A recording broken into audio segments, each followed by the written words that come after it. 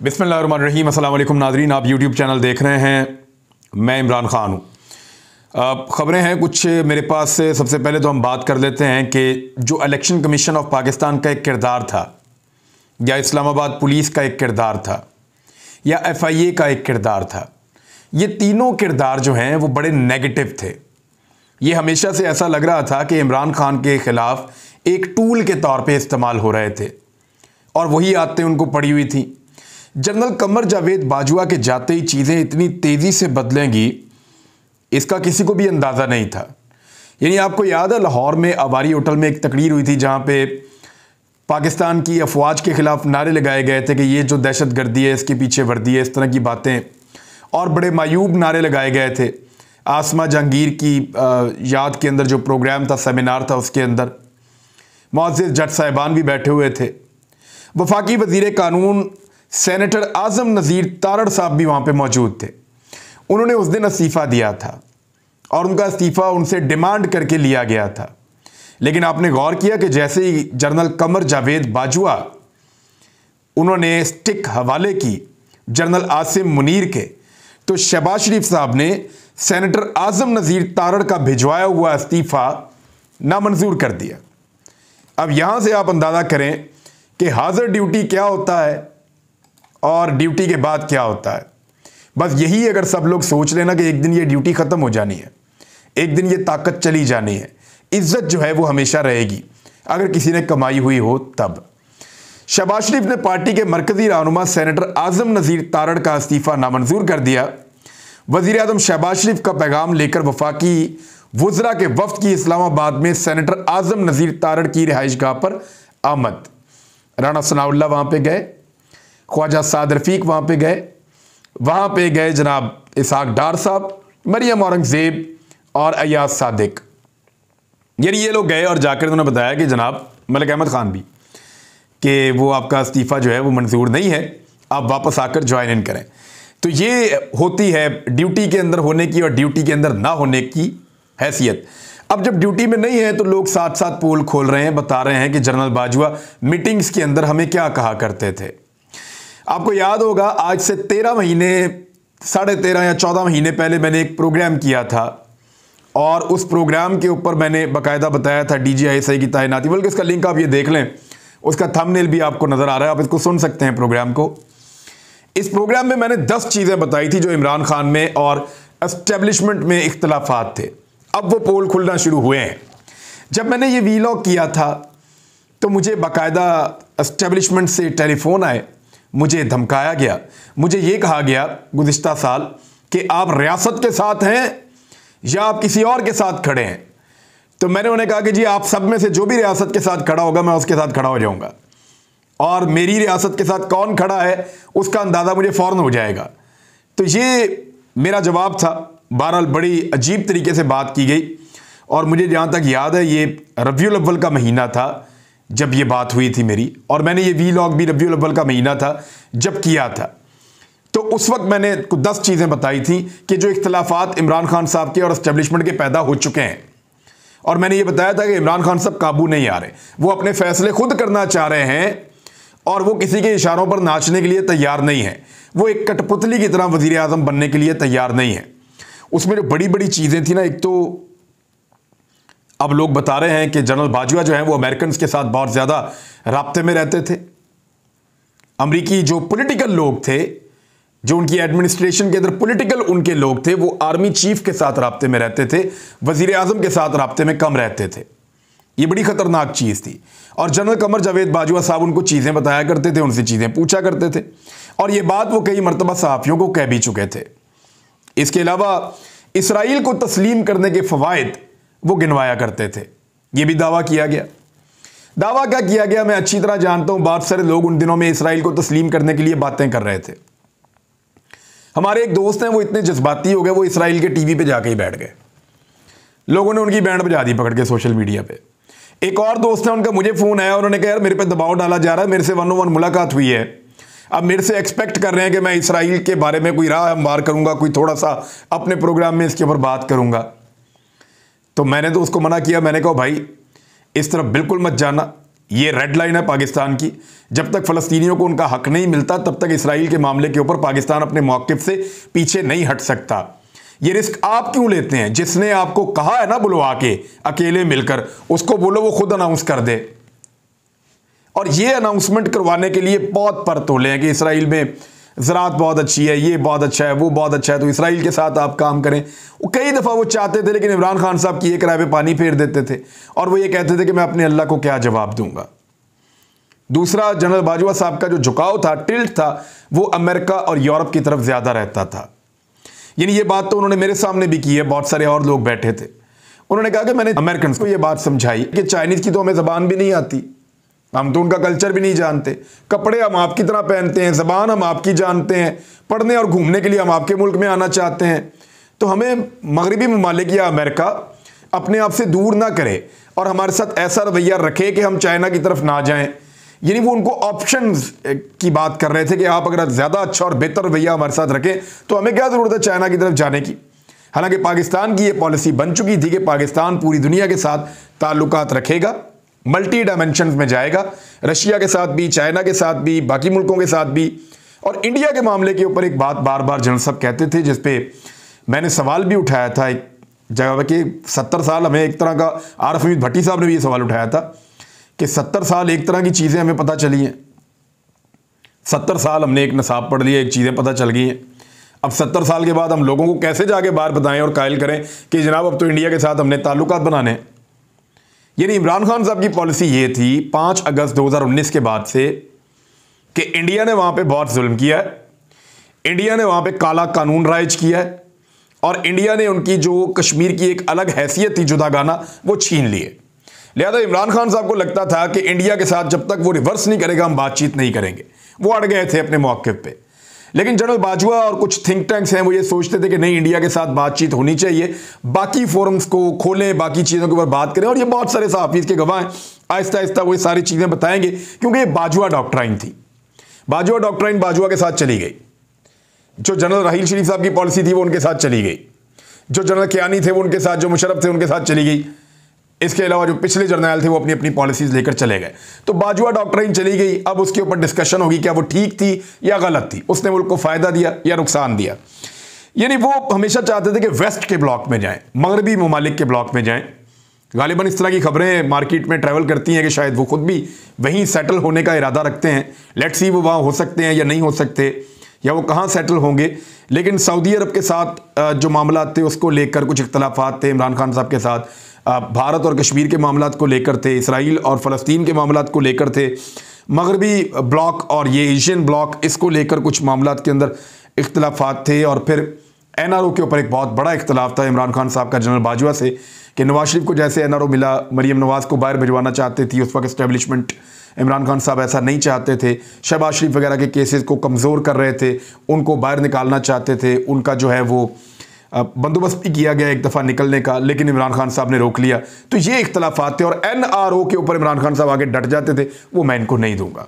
तो बाजवा साहब कहते थे कि यार करप्शन के मामला छोड़ें, दफ़ा करें, मुल्क चलाएं आप। लेकिन इमरान खान साहब कहते थे करप्शन के साथ ये मुल्क चल ही नहीं सकता। और एक जो बड़ा सख्त था, वो उस वक्त मैं यही सोचता था कि इमरान खान साहब गलत हैं, उस्मान बुज़दार की चॉइस। ये तो हमें पता था कि एस्टेब्लिशमेंट चाहती है उस्मान बुज़दार को हटा दो, लेकिन ये हमें उस वक्त नहीं पता था कि वो ये चाहती है कि अलीम खान को ले आओ। अगर अलीम खान को ही लाना था फिर तो उस्मान बुज़दार सोने का आदमी था, फिर उसी को रहना चाहिए था। लेकिन उस्मान बुज़दार से बेहतर वज़ीर आला PTI डिज़र्व करती है, हम ये बार बार कहते रहे हैं पहले भी, मुझे आज भी ऐसा लगता है। लेकिन परवेज़ इलाही साहब के आने के बाद कुछ सोच बदल रही है कि अगर पंजाब हुकूमत ऐसी होती है, उनके तरक्याती काम ऐसे होते हैं, उनकी एडमिनिस्ट्रेशन ऐसी होती है, तो फिर उस्मान बुज़दार में क्या बुराई थी? वो भी वैसे ही था, ये भी वैसे ही है, तो ज़्यादा फ़र्क नहीं था। बहरहाल अभी तो जब लोग वोट डालेंगे तब पता चलेगा कि पाकिस्तान तहरीक इंसाफ को कौन कैसे कितने वोट डालता है। ये वो चीज़ें थी। और अब बाजवा साहब के जाने के बाद चीज़ें तब्दील कैसे हो रही हैं, ज़रा गौर करें। तर्जुमान इलेक्शन कमीशन है हारून शनवारी, आदत पड़ गई हुई थी ना, जैसे ही इमरान खान का स्टेटमेंट आएगा जवाब देना है फौरी तौर पे, क्योंकि बड़े साहब का हाथ था सर पे। तो इलेक्शन कमीशन हारून शनवारी को एस्टेब्लिशमेंट विंग रिपोर्ट करने की हदायत कर दी गई। वजह यह है कि इमरान खान साहब ने जब असम्बलियों की तहलील के बारे में बयान दिया तो तर्जुमान इलेक्शन कमीशन को ओहदे से इसलिए हटाया गया कि उन्होंने फौरी तौर पर शाह से ज़्यादा शाह का वफादार बनते हुए जवाब जमा करवा दिया। जवाब दे दिया इमरान खान साहब के स्टेटमेंट का इलेक्शन कमीशन ने कि जनाब हम 90 दिन के अंदर इलेक्शन करवा देंगे, आप यहां करवाएंगे तो जनरल इलेक्शन में नहीं जाएंगे हम। यानी हर वो चीज के खिलाफ इन्होंने जाना है, हर हाल में इलेक्शन कमीशन ने पार्टी बनना है जिसमें इमरान खान साहब कोई स्टेटमेंट दे दें। यानी इमरान खान साहब 2 सूबों में असम्बलियां तहलील करेंगे तो हम यहां इलेक्शन करवा देंगे, बाकी पाकिस्तान में नहीं करवाएंगे। और ये डुएबल नहीं है, मैं आपको बताऊं, ये बहुत मुश्किल हो जाएगा। तो इस तरह इलेक्शन कमीशन के जो तर्जुमान है हारून शनवारी, उनको हटा दिया गया है। मेरे ख्याल में अब इस्लामाबाद पुलिस का तर्जुमान ढूंढा जाए, वो किस बुनियाद के ऊपर ऐसी बातें कर रहा है उसको भी ढूंढे, वो कौन है। FIA के अंदर वो बंदे ढूंढे जिन्होंने अन्नी मचाई हुई थी। और जनरल आसिम मुनीर साहब को अपने आसपास बहुत सारे जालिम ढूंढने पड़ेंगे इस्लामाबाद में, सराउंडिंग में, इधर उधर मुख्तलिफ महकमों के अंदर बैठे हुए, मुख्तलिफ जगहों में बैठे हुए उनको जालिम लोग ढूंढने पड़ेंगे अपने आसपास, जिन्होंने बड़ा जुल्म किया है पिछले 8 महीने में। वैसे जुल्म तो बहुत लंबे अरसे से चल रहा है, लेकिन ये 8 महीने में तो उन्होंने तबाही फेर दी है। लिहाजा अब फौज और अवाम को करीब लाने के लिए उन लोगों को ढूंढना पड़ेगा और कुछ बंदोबस्त करना पड़ेगा। अरशद शरीफ साहब का जो कत्ल का केस है अरशद भाई का, उसमें FIA की जो फैक्ट फाइंडिंग कमेटी, उन्होंने दुबई पुलिस को खत लिखकर कुछ सवालात पूछे हैं। एक तो वो CCTV फुटेज मांग रहे हैं, बहुत मुश्किल है कि मिले। ट्रैवलिंग रिकॉर्ड मांग रहे हैं, वीज़ा क्यों कैंसिल किया गया, क्यों उनको वहाँ से निकाला गया, ये पूछ रहे हैं, क्या दबाव था। ये सारी चीज़ें जो सवालात हमारे दिमाग में उनसे पूछे गए हैं। लेट्स सी दुबई इसका क्या जवाब देता है। अगर जवाब नहीं देगा तो हम तो इसका सवाल पूछते रहेंगे, बार बार पूछते रहेंगे। मुमकिन है आज ये जवाब हमें ना मिले, कोई अगली हुकूमत आ जाए, वो ज़ोरदार तरीके से पूछे, शायद तब जवाब मिल जाए, लेकिन इसका जवाब कभी ना कभी तो आएगा। ये सच कभी छुपा नहीं रहेगा। NRO की मैं बात कर रहा था, तो NRO अभी तक जारी है। शहबाज शरीफ साहब के खिलाफ मजीद 2 इंक्वायरियां बंद हो गई हैं। राना सनाउल्लाह साहब के खिलाफ आमदन से ज़ायद असासाजात की इंक्वायरी बंद हो गई है। शाहनवाज रांझा के खिलाफ और राना मशहूद के खिलाफ भी इंक्वायरी बंद करने की मंजूरी दे दी गई है। तो नैब के अंदर तो टोटल जो है मुकम्मल तौर पे NRO 2 मुकम्मल हो चुका है। अब आ जाए कुछ और खबरें हैं, लेकिन आदम सवाती ने पाकिस्तान में वर्ल्ड रिकॉर्ड बना लिया है। उनके खिलाफ 50 मुकदमा दर्ज कर दिए गए हैं। टक्के की औकात नहीं है इन पर्चों की, जिसके ऊपर भी ये पर्चे हो रहे हैं। आदम सवाती साहब को, उनकी फैमिली को एक लम्हा भी घबराने की जरूरत नहीं है। ये जुम्बिश कलम के साथ ये सारे पर्चे फारे हो जाएंगे, सारे पर्चे फारे हो जाएंगे, याद रखिएगा। टके की औकात नहीं है इन पर्चों की, क्योंकि सुगरा बीबी केस में सुप्रीम कोर्ट ऑफ पाकिस्तान ये कह चुकी है, 7 रुकनी फुल बेंच, फुल कोर्ट वो ये फैसला दे चुका है, लार्जर बेंच, 7 रुकनी बेंच, और मुअज़्ज़ज़ तरीन जजेस वहाँ शामिल थे कि एक वकूए की 2 FIR नहीं हो सकती। लिहाजा ये सारी FIR यूं उड़ जाएंगी और सारी गैर कानूनी है। 1 मिनट के अंदर इन मुद्दइयों को बुलाएंगे, वो आदम सवाती को शक्ल से नहीं पहचान सकते होंगे। ये हालात पैदा हो जाएंगे, आप देख लीजिएगा। ये जो पर्चे करवाते हैं और करवाने पड़ रहे थे उनको, ये जल्दी जल्दी इसलिए करवा रहे थे कि आने वाली एस्टेब्लिशमेंट शायद इन पर्चों का बोझ नहीं उठाना चाहती थी। वो जितने पर्चे करवाने अभी करवा लो, बाद में फिर नई एस्टेब्लिशमेंट होगी, वो कहाँ ये बोझ उठाएगी। लिहाजा जो पर्चे 50 के करीब करवा लिए गए हैं, इनकी टके की औकात नहीं और ये चले जाएंगे, ये फारे हो जाएंगे।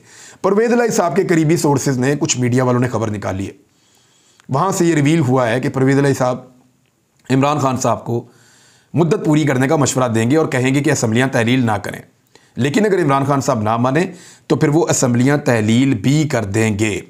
अब आ जाएँ इकॉनमी पे, कुछ बड़ी अजीबो गरीब खबरें मैं आपके सामने रखता हूँ और आपको हैरत होगी कि जो पाकिस्तान के साथ इकॉनमी में इस वक्त ज़्यादती हो रही है।